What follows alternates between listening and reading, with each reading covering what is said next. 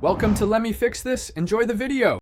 You begin by preparing the essentials, your valid ID and an unlocked phone. Once those are ready, power down and insert the Tigo SIM into the correct tray, making sure it seats firmly. After inserting, power on the device and note any PIN prompt. If asked, enter the default PIN printed on the SIM sleeve. Make sure cellular signal appears. If it does not, reseat the SIM or try a different tray. Now you're ready to register the SIM with Tigo's system.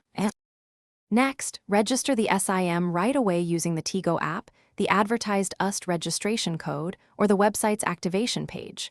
Follow the prompts to enter your full name, ID number, birth date, and the SIM serial or ICSID from the card. The system validates details against your ID. This can take a few seconds to a few minutes. Once submitted, you'll receive an on-screen or SMS confirmation and an activation ID. Write that down. If asked, accept the service terms and complete any required selfie or photo ID step. Finish by restarting your phone and waiting for Tigo's network provisioning, which can take up to 15 minutes.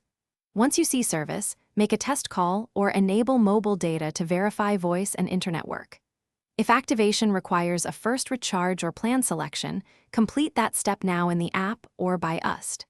If you still lack service, check for PIN or PUK locks, re-enter the ICSID, then contact Tigo support with your activation ID.